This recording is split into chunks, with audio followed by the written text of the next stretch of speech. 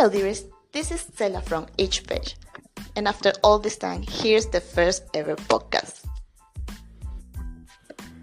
I decided to start out, after a lot of thinking, with the Ballad of Songbirds and Snakes. You might not know the title, or you may recognize it as the prequel to the Hunger Games trilogy. Here's a fun fact before we get this party started. This was the first book I read on Kindle. Well, not in actual Kindle, on my phone, on the app. But I'm guessing it's almost the same. And it was really fun to highlight the quotes and jot down my thoughts as I was reading. Although, after half of it, I don't think I stopped that much to actually write my thoughts. But yes, it was really easy. The Ballad of Songbirds and Snakes. From the beginning, this book was something that would make you think like, oh, I'm gonna get to meet President Snow a little better and perhaps feel sympathy for him. If you thought that, you're wrong. I didn't. I honestly did not feel any sympathy for this guy throughout the book. Even in the first lines, he was saying that Lucy was a thing. And that was just too much. You could see the trend from there. There were some quotes also that just make you think of the Hunger Games. And for example, there was this one. It's just the kind of story that catches fire. And if you didn't want us to think about catching fire, they shouldn't put a quote like that. But I'm sure it was intentional. On chapter 12 and the beginning of it, after Lucy Gray's song and how Snow thought that she was a thing and owned her and realized she had a life before him, and he didn't like that. My God, that was some crazy stuff right there. What else do we have there? Oh, there was this great thing. Trying to decide what to call Lucy, like if it's sweetheart, girlfriend, friend, or whatever she was. And I was like, you shouldn't call her anything, like nothing. But apparently he was already in love. So, okay. There was this mantra, let's say mantra, snow lands on top, right? And I thought, so this is the story of how this person and why he became as he is to justify him. This is why I couldn't relate and I couldn't agree throughout the book with the character. Don't get me wrong, I really enjoyed the book, and in a way of those that you scream at the book and throw it out across the room kind of way. But spoiler alert here, it was all about how he realized and how he became who he is in the Hunger Games. And I mean, all the songs and everything that happened in the Hunger Games, it must have been like in your face to Snow. It really was a good book. I'm not saying that it wasn't just because I didn't sympathize with it or I thought that they were completely different people, and from the start I knew that it was doomed. And I hope that in the movie that is releasing this year is all there. From the trailer that I saw, it looks like it's gonna be good, and I really hope it is. Would I recommend this book, The Ballad of Songbirds and Snakes? Yes, I do, but only if you read the Hunger Games and would like to go back to District 12 and 1 and all of it. If you want to immerse yourself again in Panem, then go for it. It's really the type of book that you would expect about President Snow. However, we would have preferred something like Hamish That would be more interesting. Or Max. I mean, those are stories that we saw in the Hunger Games, and we really wanted a prequel of that. That would have been better than what we got. We wanted to see. That's it for this one. I hope you like it and you will follow, like, and share. And if you would like to read the original book review for the Ballad of Songbirds and Snakes, you can do it at eachpage.org. It's all there. Thank you, and see you on the next one.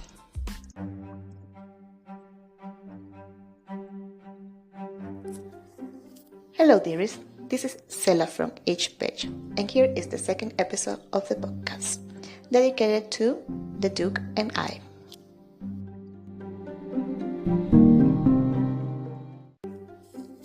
This was a book that gave me quite a surprise in terms of the time it took me to read it. I could have read it in like 2 days, and definitely not in a month, which is how long it took me, and it made me not read anything else for a month, and not in a good way.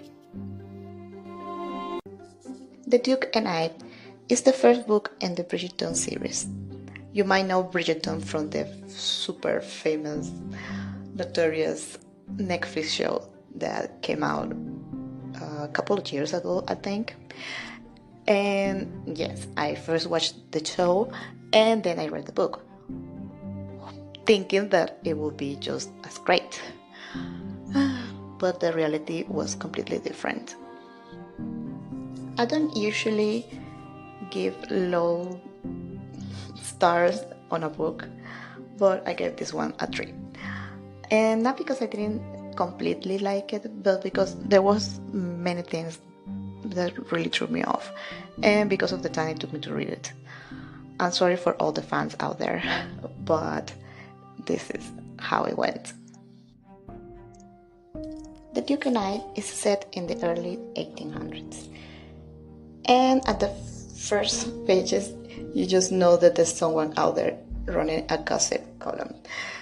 If you're thinking Gossip Girl, think it, because it will come out in all forms and shapes. After you read the first part of the book, you start to meet the Bridgertons, or brothers and sister, and there are younger sisters that you don't get to see that much. They are not that into the main scenes of the book, maybe because they're younger. Not as in the show. I'm sorry, I'm comparing the show and the book, but this is what I can remember. And the show you see everyone there, but in the book it's different. And when the three older brothers, Anthony, Benedict, and Colin is my favorite of the three, when they're in the scene, it's a lot better, and you can actually read the book more freely, and you get more stuck into it. When it's just Daphne, it's completely different, and you just want to shake this girl and say, "What's your problem?" Please bear in mind that I did enjoy. I repeat the book because I wouldn't be doing this if I hadn't. Even if I gave it 3 stars, I don't finish a book unless I actually, find something interesting about it.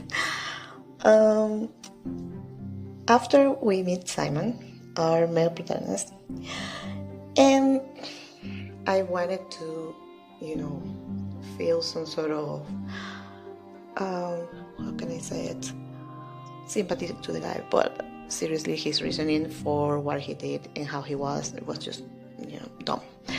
And honestly, this girl had to come, who he said he was really young, but she wasn't that young, and have to come and fix him, and everything will be perfect.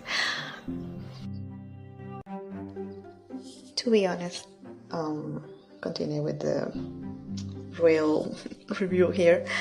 I have read other Regency, historical romance, fantasy romance, 1800s, and The Sword, and they have a better plot than this one. At least The Duke and I don't know about the other Bridgerton books because I haven't read them, even though I want to read the second and the other ones more than I wanted to read this one. When I started this book, I was full of hope that it would be great, and it actually, and then gave me the feel of I want to reread it again. And it wasn't just these two, it was the whole thing with everything that happened in the book. That, for example, Simon, it was the constant hatred and the constant minor men feel that his reasoning was flawed, and because he hated his father, then he wanted to be like this. And that just made little sense to me, and it was obvious that he was gonna change his mind. So yeah, by the time I finished the book, it was no surprise. And it wasn't because I have watched the show, because it's not that similar in some parts, but it was that I could see everything that was gonna happen, and it was perhaps a little too obvious in the end. And right now I'd rather go into the Viscount Who Loved Me, which books do, and see how that worked better. And that's it for the Duke and I hope you enjoyed this episode and you will come back for more. Don't forget that you can read my original review on eachpage.org, and you can share, like, subscribe to the podcast. Thank you, dearest. See you on the next one.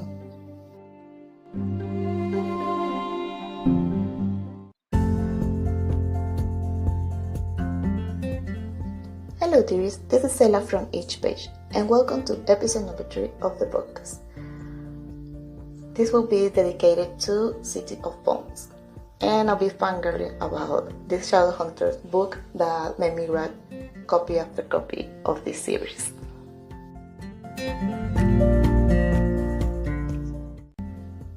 City of Bones is book 1 in the Mortal Instruments series, or saga if you prefer. It took me a while to actually finish this book. It was recommended by a friend. I never heard of it before. This was ages ago. And the funny thing is that to this day, I'm a bigger fan of this series than they are. So, welcome to the world of City of Bones, where you meet a normal red-haired girl of 16 named Clary Frey. And then you go into the totally even greater place of the Shadowhunters, a world that exists within your own. And spoiler alert, Clary goes there because she is one of them. She's a Shadowhunter as well, but she had her memories altered by the Harry Warlock of Brooklyn.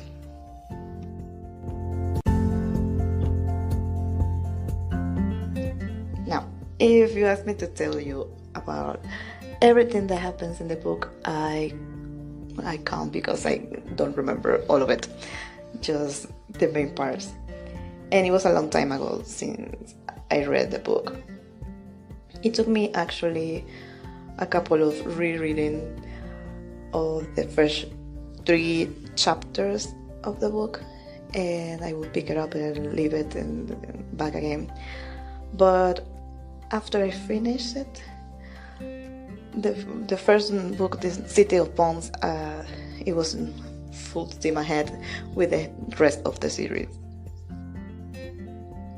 And that's the great thing about these books. But I'm not gonna go into it right now. I'm gonna stay in City of Bones because otherwise I'm gonna be here for an hour talking about all of the books. So back to Clary. She meets all the Shadowhunters that live in the New York Institute. That's how they call their bases, their home in each part of the country. Not just the US, but also in Europe and Asia, everywhere they have an institute where child hunters live, and they do have homes outside of it, but mostly they stay there in the institute. And from there they get the assignments and whatever, because the shadow hunters, of course, the name is a giveaway, they hunt the shadows, the evil that hides there. So the first shadow hunter that you meet is Jace Lywood, or Jace Wayland, or the guy who doesn't know what last name to use for the first 3 books, and I think over more than the first 3 books. Anyway, he of course is the one to introduce Clary to the whole what happens in the shadows, and that mundane are just, not aware of the werewolf and vampires and demons and everything, and there are people who are constantly saving them from all this evil. And since this is the first book, City of Bones, it pretty much go all of this is new, this is what happens, meet all these people, meet Alec Lywood, meet Izzy Lywood, all the Lywoods, and of course Magnus Maine, the High Warlock of Brooklyn. That's not spoiler, is it? I think that pretty much in every description of the book. Yeah, there are other things happening in the Shadowhunter world. They get into so much trouble over every little thing, especially because Clary doesn't know anything, and she's dragging along her friend Simon, who could be more, let's say, human, because they are Nephilim, that is children of the angel, or they owe their powers to the angel because they're not children from it, actually. They get into all this trouble with vampires and demons and everything, and the book goes all over it.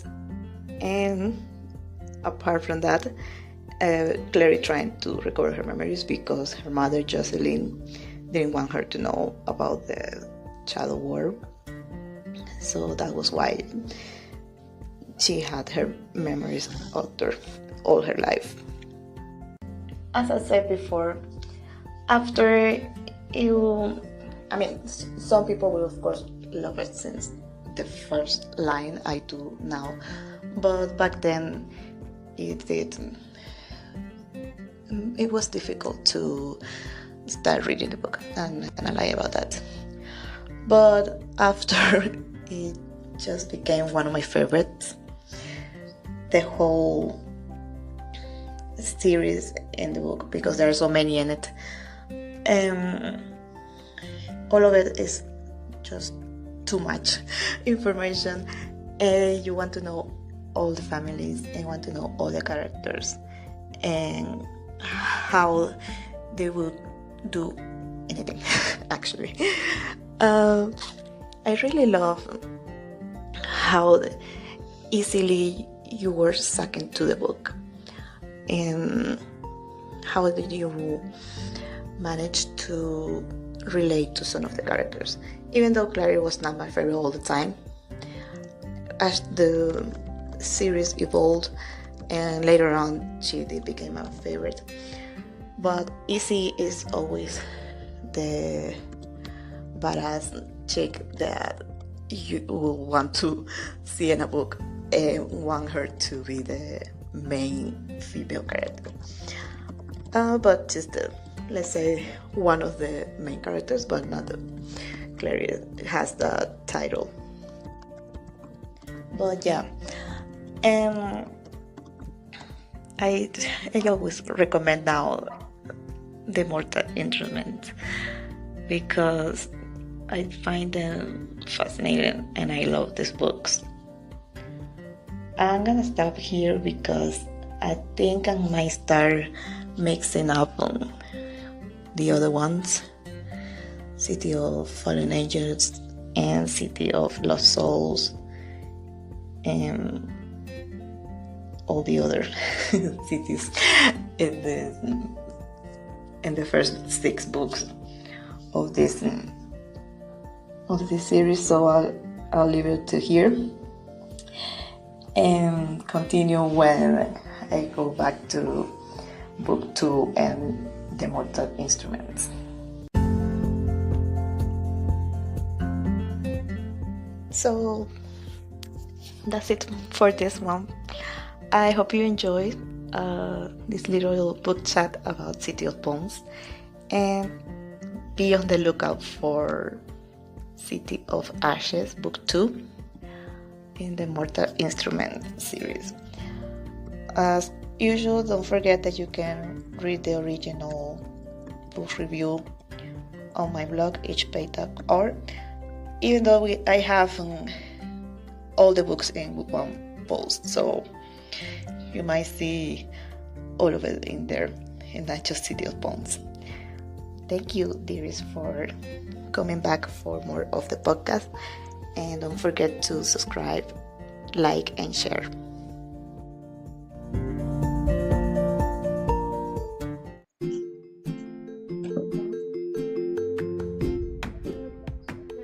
Hello, dearies. This is Sela from EachPage, and welcome to episode 4 of the podcast. This one will be dedicated to Confessions of a Shopaholic. If you're returning after listening to the first 3 episodes, welcome once again, and thank you for coming back. If you're here for the first time, I welcome you, and thank you for listening.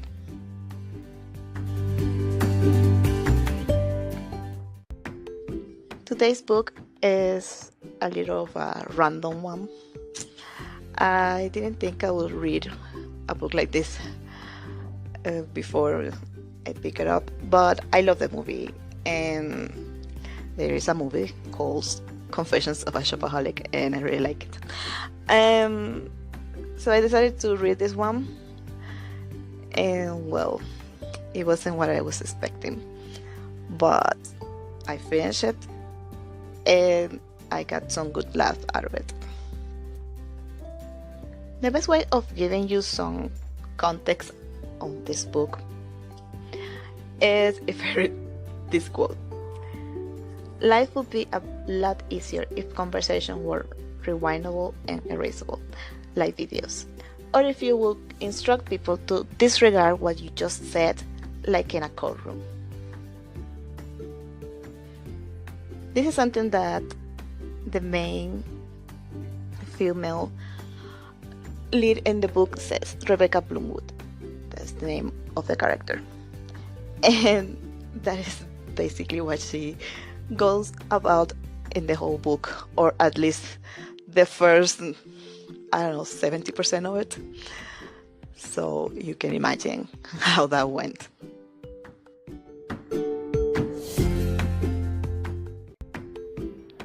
So it was pretty amazing, very unbelievable to see how this girl, Rebecca Bloomwood, made excuse after excuse to shop anything. And I guess that's how a shopaholic would be. I mean, spoilers ahead, minor spoilers. She would get a bill or something and throw it in the trash, or put it in a drawer and actually believe, because I think she was a little crazy, she would actually believe that would make it go away. And so how would that be exactly? She kept accumulating debt and kept buying stuff and had multiple credit cards. I don't know how the law and banks work in England, because this is set in England, but it was amazing to see how the time went by and she kept spending money and nothing happened to her until the debt collector actually went to see her. But there was so much time, it wasn't quick, is what I mean. So I think that's pretty amazing.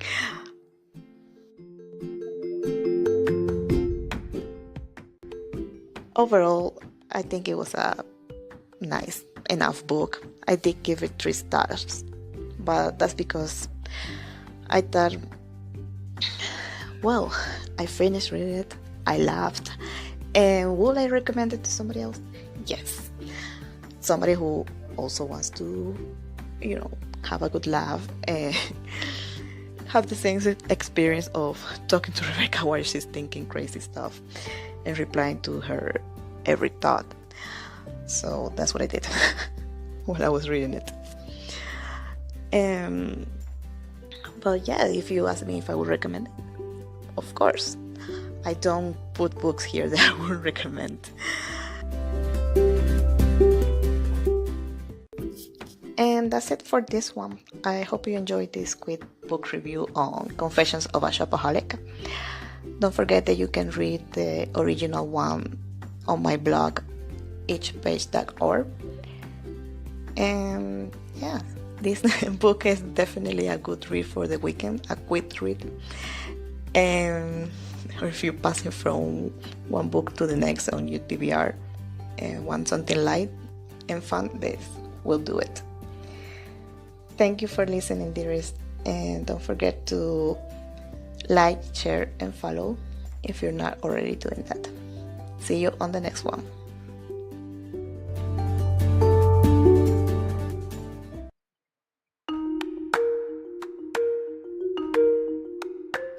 Hello, dearest. Welcome to the podcast. This is episode 5. Cannot believe there are already 5 episodes live. This one will be dedicated to A Good Girl's Guide to Murder.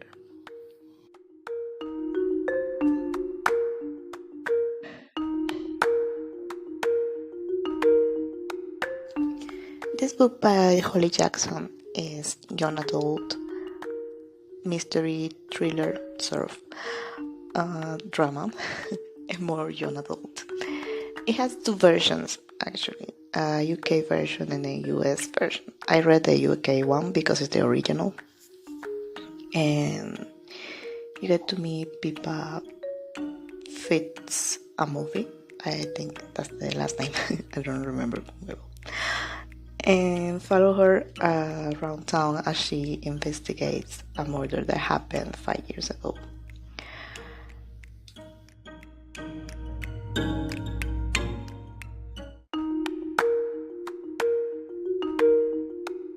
This one will be quick, as in the book.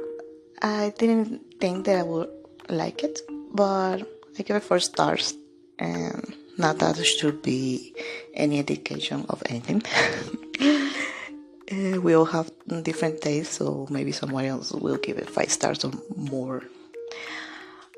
But I ended up being invested in the book and wanting to know what would happen next. So it sucks you in, to be honest. And even when people got on my nerves sometimes and you just wanted to get in the book and check her, I think that's pretty much a part of most young adults' book. That sometimes the characters are a little too, let's say, dumb, for a lack of a better word, or they lack some sense, some common sense. So you just continue to keep reading because it's interesting, but at the same time you just want to say, oh my god, one person cannot do this for real.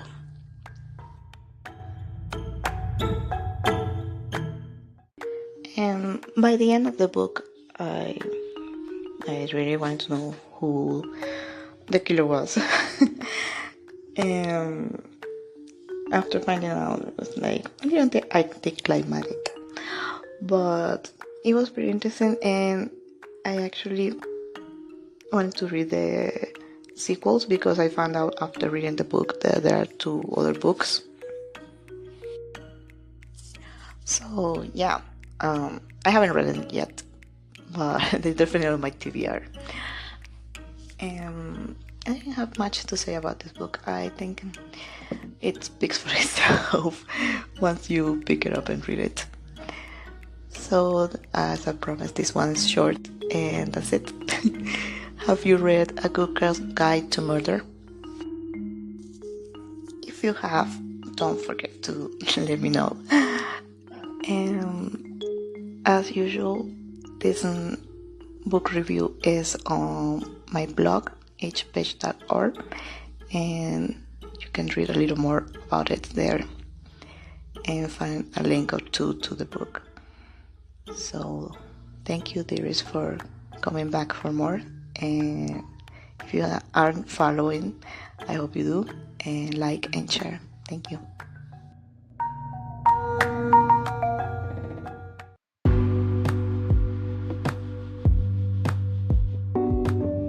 Hello, dearest. Welcome to the podcast. It's been a while. Today's episode will be dedicated to Verity. I hope I'm saying that right. It's a book by Colleen Hoover. And it's a book that makes you rethink reading books that are set a mystery with some a romance in it. It did for me. It really made me rethink. I'll jump right into this one because I don't think it's gonna be that long. I don't think so. But Verity is mystery, suspense. I'm not gonna say horror because it's not. It might have those moments that where he wanted to scare the reader, but it's mostly about this author who lives in a house with another author and their family, and she's ghostwriting for them because I cannot speak about this book without spoilers, so I'm gonna go ahead and say it. And she gets asked to ghostwrite for this other author because it's in a supposed coma. Yes, I say suppose.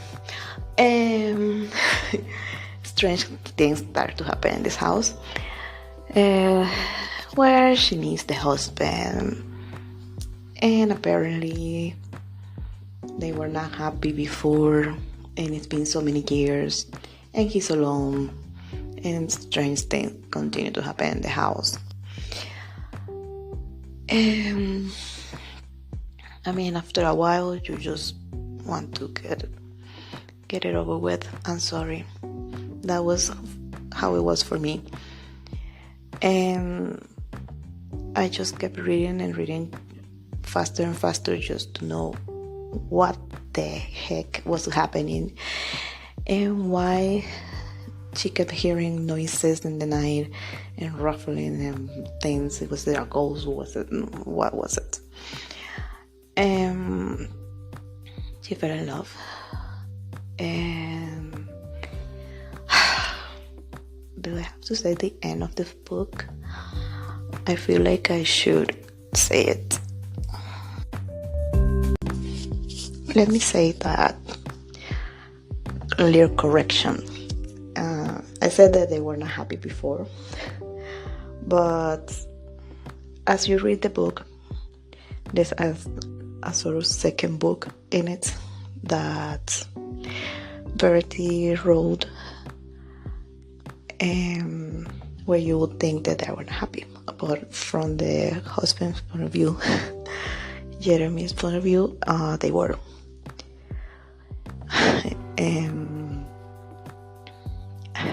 There were so many little things here that they make you doubt whether it's cultural or not, what happened before, how she got into an accident, and if Lauren, I think, yeah, the author who moved in with them, if she's gonna discover what happened before. That's the main thing in the book. It's supposed to make you say, oh, is this true? Is it not? Was Verity crazy or not? If you ask me, she was. Either way, from how the book ended,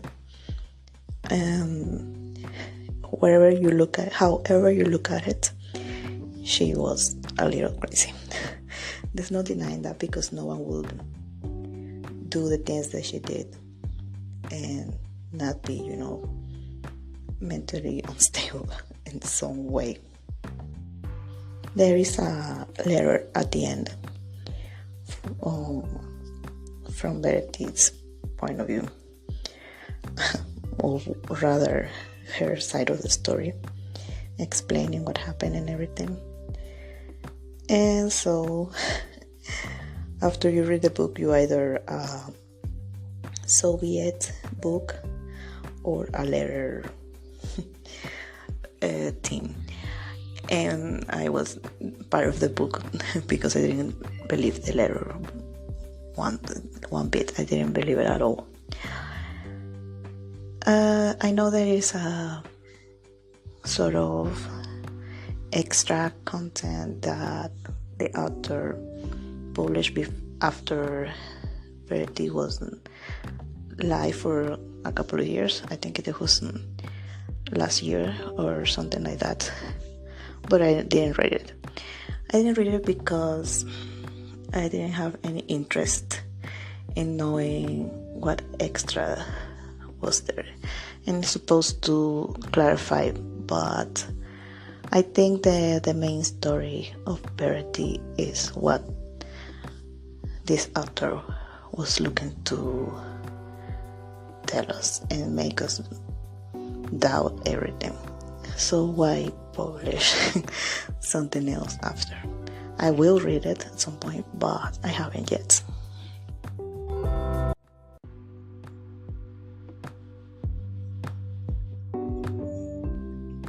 And so that's all about Verity by Colleen Hoover. I recommend it for those who like mystery and perhaps thriller in some sort of way. I gave it 4 stars because it was well written and she's a good author and makes you want to read more. But I could have given it 3 because of how the book ended and for some of the things that happened in the book. It's supposed to also be some sort of romance in it, and it made me not like that part because I love romance books, novels, and everything related to it, but this one put a damper on me for that type of romance. There were some scenes that really I didn't feel them. I was like, why are you doing that? But in any case, I do recommend it if you like mystery with a lot of things that you normally wouldn't read or find in other books. And if you're not into heavy horror thriller, then this one is in between. This was my first Colleen Hoover, and I thought I would enjoy it more because there was such a hype about this author. And I read an excerpt for, I don't remember the name of the other book, but that one I did want to read. It looked more my style. All Your Perfect, I think is the book. And when I read, I think it's chapter 1 of it, I was, this one I could get behind. Even if it's a little dark as well, it seemed better for what I had in mind from this author. So I haven't read it yet, but I'm sure I will enjoy it more than Verity. And that's all for now, dearest. This one went a little longer than I thought it would go, but I hope you enjoy it. And let me know if you would like some more spoilers. You can see some on the blog post on eachpage.org. And thank you for listening.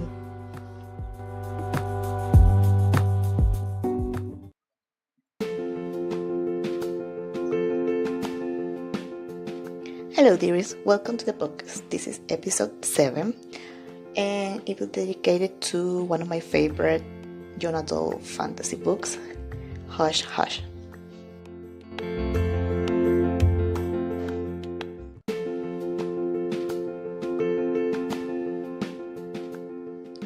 Hush Hush is a book by Becca Fitzpatrick. I originally read it for the first time back in 2009, a long time ago, yes. But last year I reread the whole saga again. There are 4 books in it.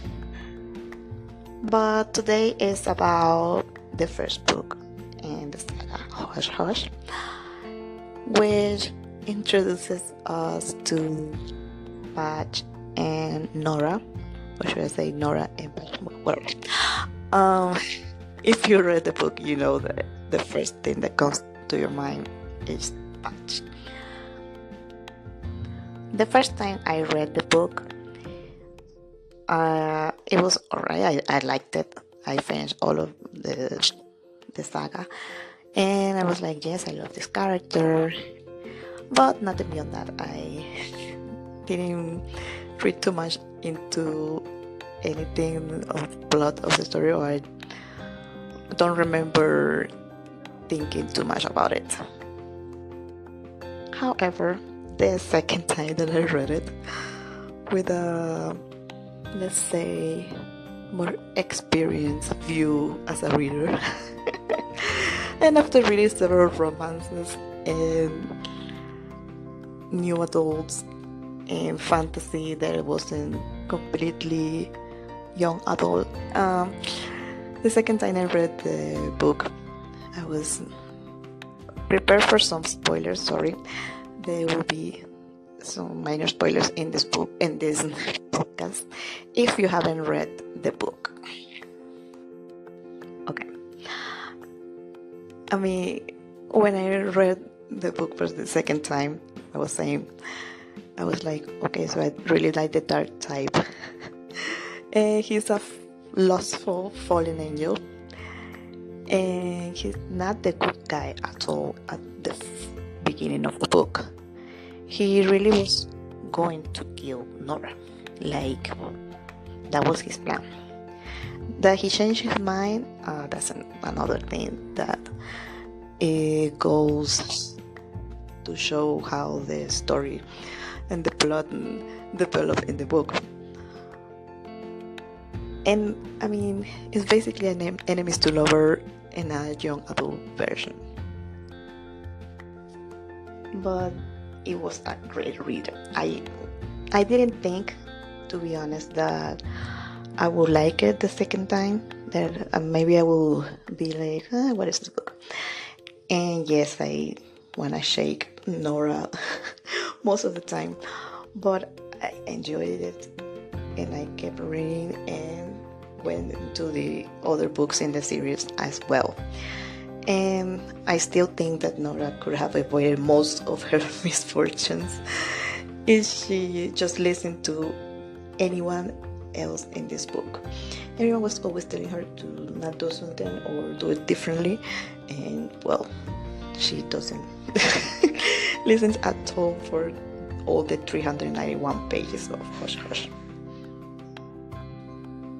And that's all for this. I kept it short because I know that I probably will keep going on and on for the other books when I do Crescendo and And sorry, I forgot the name of the third book. Silence is the third one. And the second one was a little bit slower, and you just want to jump right into the third one. But I guess that sometimes happens with second books. It's something that I have always said. When there are 3 or more than 3 books in a series or saga, you always end up with the second one being a little slower. Except for, I don't know, The Chamber of Secrets or, I don't know, The Two Towers. Those are great second books. But for Hush Hush, the first book in this saga, I highly recommend it if you want to read a good young adult with fantasy in it and fallen angels and all of that. And that's it for this one, dears. I hope you enjoy, and don't forget you can read the blog version of this podcast on eachpage.org, and see you on the next one. Thank you.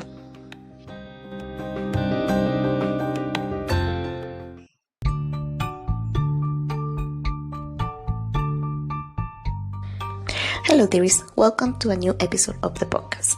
It's been a while, yes.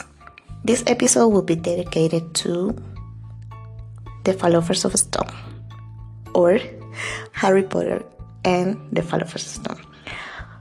Or if you're in another country, which is not the UK, it will be the Sorcerer's Stone.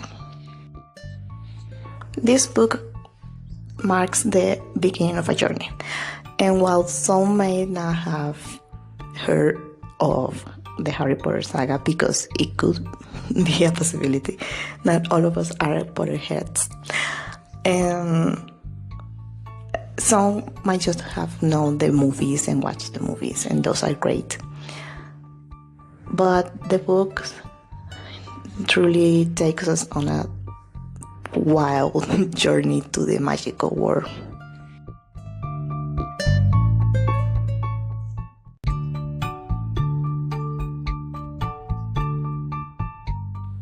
So let us begin with the Philosophers of Stone, which is how I read the books. From the first chapter, we see McGonagall watching the Dursleys all day long, and it makes you think what's happening, what is this cat doing there, and it means if you read it for the first time without knowing anything, it will be very curious. But of course I have already watched the movies when I read the first book, and it was still interesting and exciting to start out like that. We see Harry, how he's treated and everything, and the amount of Hogwarts letters that he got before he actually went to Diagon Alley and to King Cross and Platform 9 3/4. By the time we get to Hogwarts, the first act, it's very similar to the movies. Sorry that I'm comparing here, but it is not in everything, but it's selecting a house, and how Harry thinks that being a Slytherin is so bad, so he begs the Sorting Hat to not to put him in Slytherin. I'm a Slytherin, of course, because you didn't know. I guess you just start to, or you should form your own opinions of each house and everything. But if you see it from Harry's point of view, of course you're gonna say Slytherin is the worst, these people are bad, and all the bad wizards come from that, or so Ron says to Harry. And it's so in the books, and so don't be a Slytherin that when you first start reading it, all the books, you don't want to be there. And me, for example, the first time that I did it, I want to be a Gryffindor because, I mean, that's where Harry is, and all the good, great wizards come from there. And from the start, I always first got Slytherin, and then got Gryffindor when I did some of those tests back in the day. And then I just accepted that I'm Slytherin because every time that I did a different one, I got Slytherin. So I just faced the facts and accepted that it doesn't matter what they say in the books. Sorry, I just had to say that because it's always something that comes up.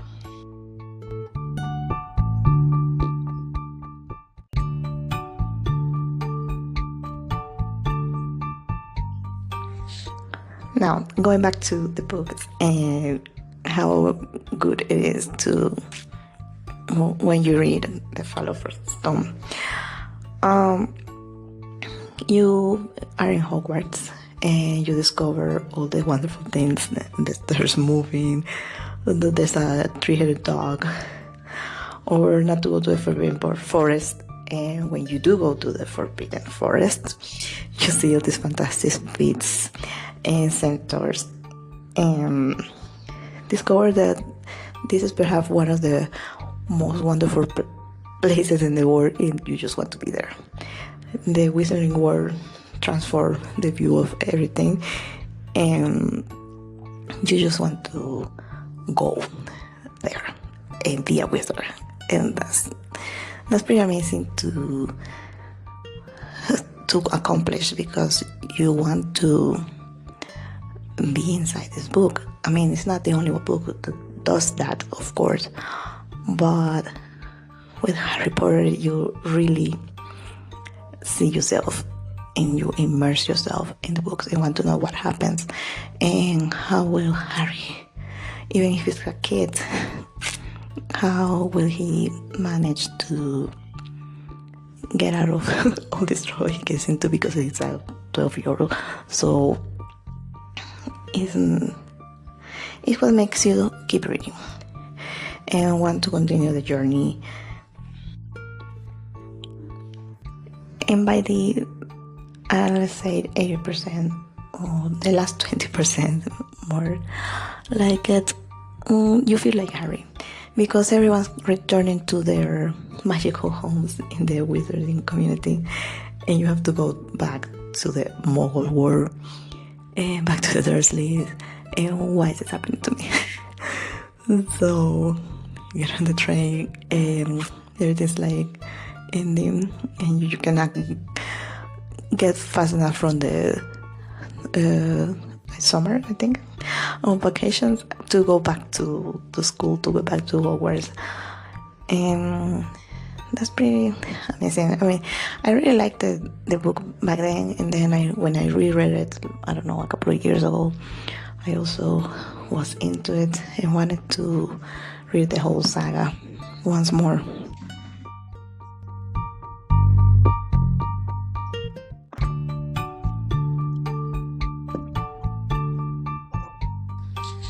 So yeah, this book is pretty, I mean, it's not the best one in the saga, obviously, but it's a good start of everything, of course.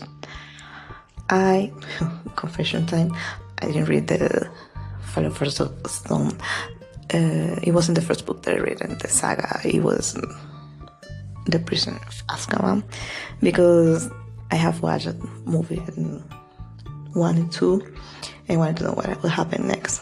But after I read The Prisoner of Azkaban, I went to this one, The Chamber of Secrets, of course, and then I went to, I think I reread Prisoner of Azkaban, or just skipped it and went to The Goblet of Fire.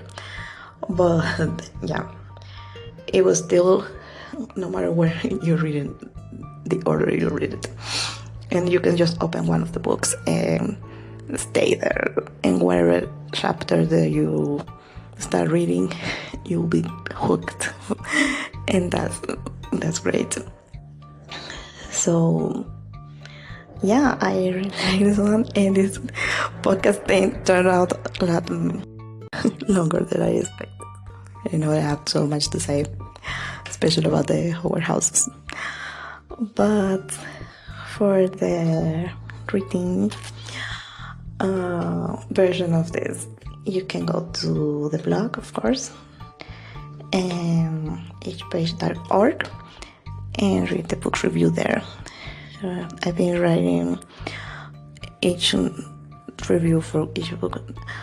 I didn't do it back then years ago. I did it recently because I have already read for several years the book, and just thought, okay, let's just do it and add a new blog post to the blog dedicated to the Wizarding World. And that's all for this one, dearest. I hope you enjoy and stay to the end. And don't forget to visit my social media and the blog as well. Thank you for listening to the podcast. See you on the next one.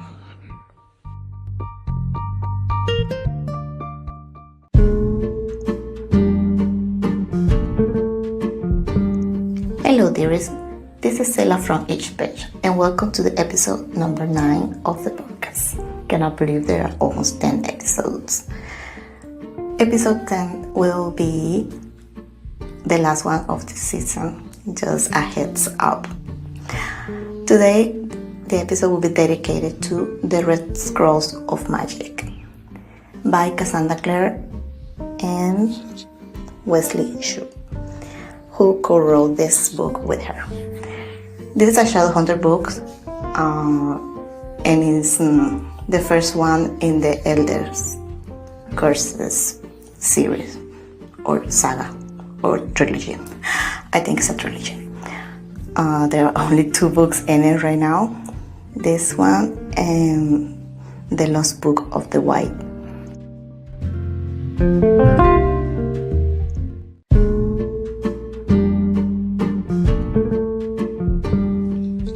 As many of the Shadowhunter books, this one has a bit of everything: romance, supernatural, magic, fantasy, including a vacation time and being completely awesome. The Red Scrolls of Magic, I have to put the right inflection into that. The Red Scrolls of Magic. Once you read the book, you'll know that it doesn't mean what you originally thought. So I'm not gonna give more spoilers than that. But this Shadowhunter book is great. I liked it less than The Lost Book of the White, which is book 2, but I still love this one because it's about Magnus Vane and Alec Blywood. So if you have read the Shadowhunter books before and took a break, this book is perfect to bring you back into the whole world, the Shadow World. And it's all the Magnus sass and comments that you love. If you love him and the Mortal Instruments, then you surely love this one, as well as Alex, the demeanor, so to speak, and the lovely way that he is. And you just keep reading and reading. And if you haven't read any of the Shadowhunter books, you probably can read this one without knowing what happened before, because there are some snippets, some little flashbacks about what happened before.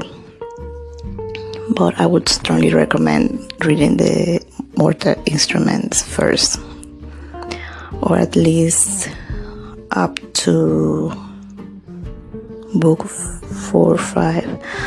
All of it is all of it should be read, because it will make you fall more into this one, and you want to know what else is gonna happen.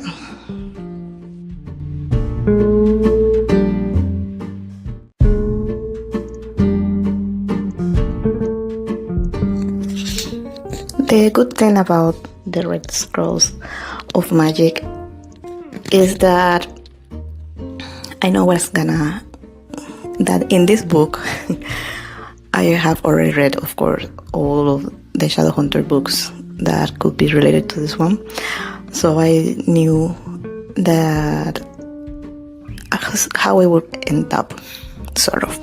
Even if I never read this story, we only heard part of it, read, yes, on the Mortal Instruments series. We knew about this, some of the stuff that happened in this book. And I wasn't as flustered when I was reading, because I knew they would end up well, and it would have a sort of normal, happy ending. But it was good to go back to it.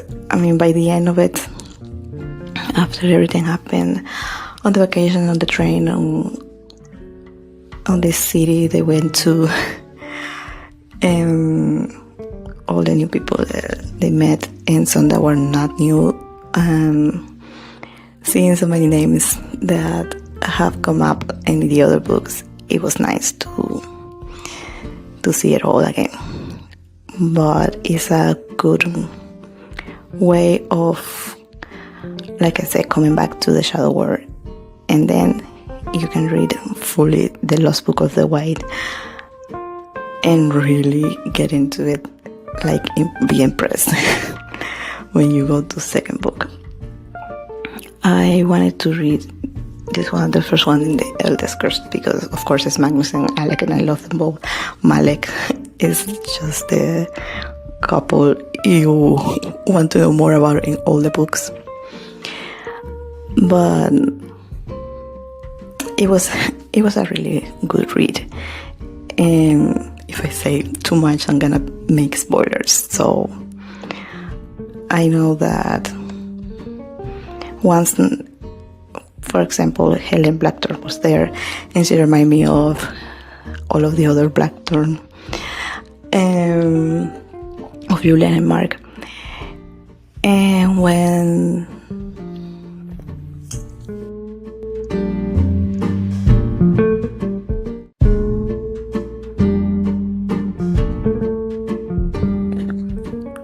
that's all for this one.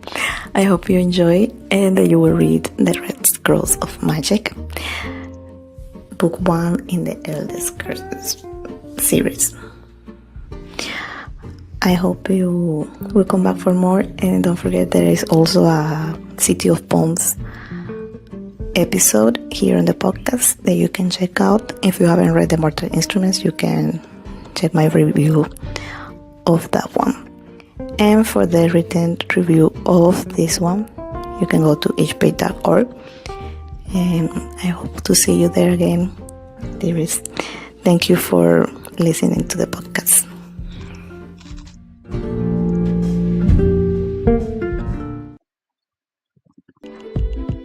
Hello, dearest. Welcome to the podcast. This is episode 10, and it will be the last episode of the season. Episode 10 will be dedicated to The Resistance, book 1 in the Idhun Chronicles trilogy.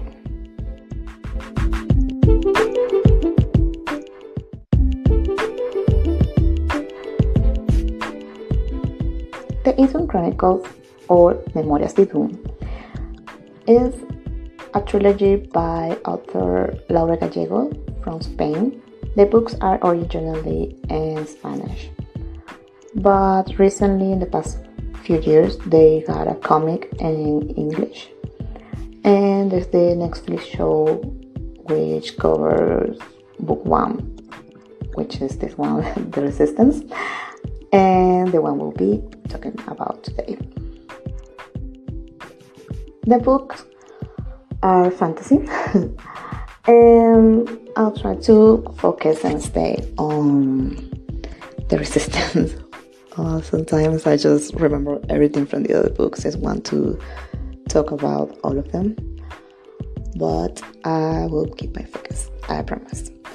And this will be there will be some spoilers on this one, because I cannot talk about these books and not say most or some of the stuff that happened in it.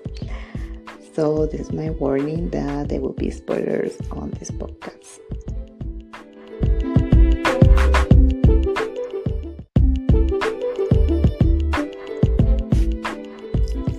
The Idhun Chronicles will take us on a real journey and ups and downs and everything. But The Resistance, book 1, starts off with Jack and a teenage boy who lost everything. And on the first 2 pages of the book, you're just like, what is happening in this thing? But Child and Alsam take him in. It is Alsam, not Aslam as the Chronicles of Narnia, not to be confused there. And these 2 guys are, let's say, side characters, but they actually are main characters as well in the rest of the books.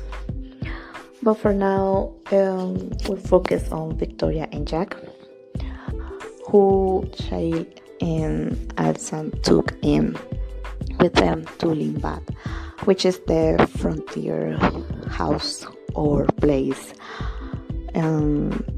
because Idhun is another world and we are on Earth. They came from Idhun, and they teach Victoria and Jack everything they know about Idhun. And Victoria's been with them for a while because she also had some strange encounters with a mysterious person, the same one that Jack found in his bed on the first page of the book. They tried to undermine everything there. Evil, I'm not gonna say evil, the villain for this part of the book, Kirtash. He is an assassin from Idhun who is looking for all these exiles from Idhun. I told you there were spoilers on this, so if you haven't read the books but you intend on doing that, I recommend that you read the blog post where there are fewer spoilers. The first every book review that I did. But yeah, so Kirtash is after them. Victoria and Child really hit it off, and he teaches her everything because she has some sort of magic, and they're trying to figure out how that happened and everything. Jack, on the other hand, takes a shining. He admires Alsan and wants to learn everything from him. Sword fighting, all types of fights, and have to be a soldier or more like defender, so to speak. And let's say they're the muscle, and Child and Victoria are the heads and the support for them. And the whole first part of the book is more about teaching us what Idhun is. And after that, a year, 2 years after that, we're on the second part of the book, and things really start to rise up. If you're having doubts on the first pages of the book and the first chapters, after this second part and towards the end, it really starting to suck you in. Well, at least that's what happened to me. And you really start to be in the moment and want to know what's gonna happen and why is Kirtash showing so much interest in Victoria, because he can see into your soul basically. He has these powers that allows him to know, let's say, I know a lot more than others. And it really makes you say, wow, what is gonna happen with this tree? But that's not the main thing of the book. It really has a history and little things that it makes you want to keep reading. And towards the end of the first book, it's really chaos, but we're getting ready to know Idhun. And by everything that I have said, and you really want to go to them and see the world with 3 suns in 3 months. And since it's been so long since they got to Earth, they have this urge to go back to Idhun because everything that's happening there, and the real evil is trying to take over, has taken over, and they want to free Idhun, let's say it like that. So book 2 and 3 are my favorite. It really is a magical place, and you really can be sucked into the book. I don't know how else to say that this book is great, and I love it. It's one of my favorite trilogies. It's been, I think, 10 years or more since the first time I read it, and I have reread this book so many times that I lost track of how many it has been, and I always recommend it. Always. And if you go to the blog, EachPage.org, you can see all these entries about these books. All of my free will, no advertisement or needed or anything. I love this book, so I talk about them a lot. And I even have entries for Victoria, Jack, and Kirtash if you want to know more about the characters specifically. Yeah, that's all for me on this one.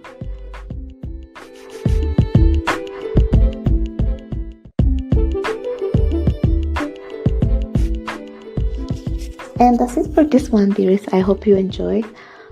This book is fantasy, young adult, and let's say fairies, magical creatures, everything wonderful of new words that you can imagine, and wizards or sorcerers, however you want to call them, as well as necromancers. And it's really a good read. I always recommend that if anyone wants to get into fantasy, this is my go-to always. It's been years and I have read it multiple times and I still love it. But that's it for this season and the podcast. I hope you enjoy it and you will come back for more. Don't forget to subscribe, like, and share. And as always, you can read more about in EachPage.org and follow the blog as well. That's it for the season. I'll be back with season 2, which will be more manga orientated. Little tease, I'll probably do the first episodes of the podcast with Kakakto Sakura and Namaiki Sakari, which is also manga that I love. I haven't finished the last volumes, but I will, of course. I'm a little afraid of finishing it because it will be over. But yes, it's gonna be a really interesting season. Talking about manga is always interesting for me, and I get excited about it.